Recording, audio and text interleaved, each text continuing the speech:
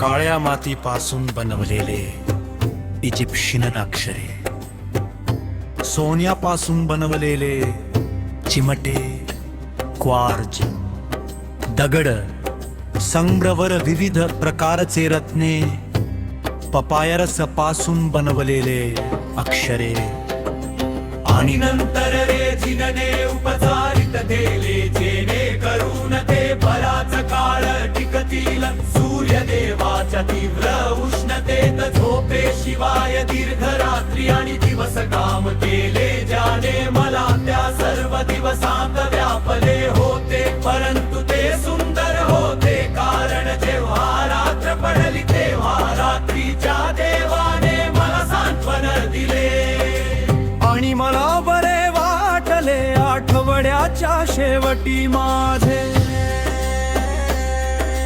काम फुटले,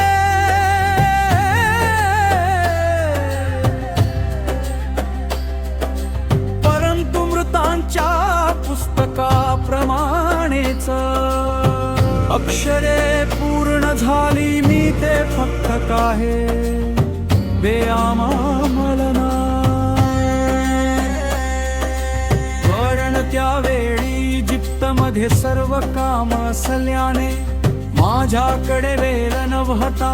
प्रत्यक्षात इजिप्तमध्ये आम्ही क्वचितच झोपलो. वास्तविक पाहता इतर शेजारील देशातील लोकांमुळे आम्हाला नेहमीच भीती वाटत असे, जे आज प्राचीन इजिप्तमध्ये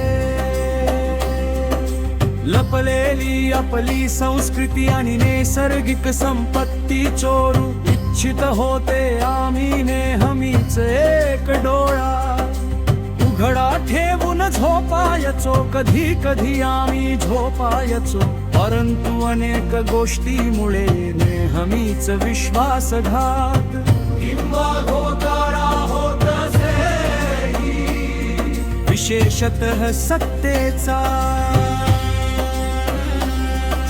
सतत गैरवापर आणि चोरीमुळे आम्ही आमच्या पद्धतीने आनंदी होतो.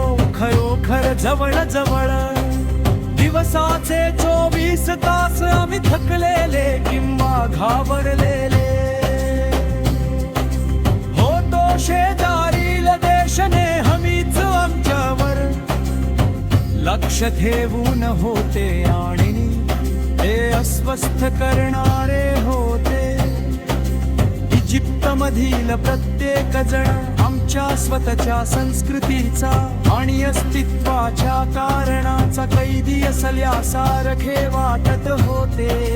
खरोखर इजिप्तमधील कोणताही देव किंवा व्यक्ती पूर्णपणे आनंदी नव्हता. ते नेहमीच प्रत्येक पावलावर लक्ष ठेवून होते जणू. काही शेजारी लोक आमचे मालक आहेत. इजिप्त हा संस्कृती आणि खनिज संपत्तीमध्ये सर्वात श्रीमंत देश आहे, परंतु अनेक लोकांना अजूनही ते माहित नाही. देवानी परवानगी दिली तरच त्यांना त्याचे सौंदर्य आणि संपत्ती कळेल, कारण इजिप्त देखील जादू आणि शापांनी भरलेले आहे. इजिप्त पूर्णपणे मोहित झाले आहे आणि जवळ जवळ पूर्णपणे वाळू, गोड्या आणि खाऱ्या पाण्याखाली असलेले खरे इजिप्त शोधण्याचा एकमेव मार्ग म्हणजे बदल.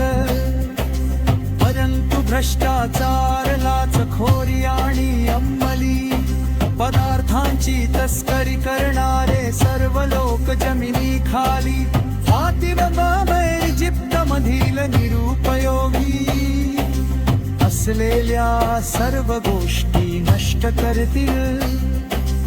इजिप्तच्या सर्व प्राचीन वादळामधून वाळू, हवा, अग्नी आणि पाणी, भोवरे आणि नैसर्गिक आपत्तीमुळे जमिनीचा प्रत्येक कोपरा शुद्ध होईल. इजिप्तचे कृत्रिम शहर भीती आणि दहशतीला प्रेरित करते सध्या. तिथे खूप कमी खरे इजिप्शियन राहतात. शुद्ध रक्ताचं कच्चेआरीलाच देऊळे इजिप्तला विनाशाकडे नेणाऱ्या.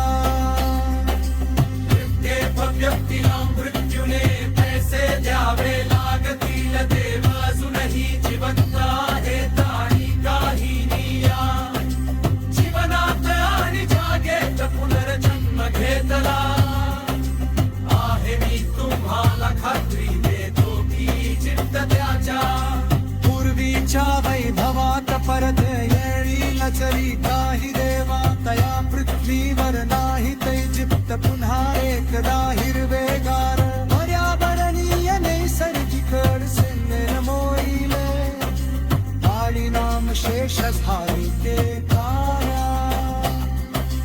तब बात कर पर्यंत जिवंत होती व प्रत्यंत प्राणी.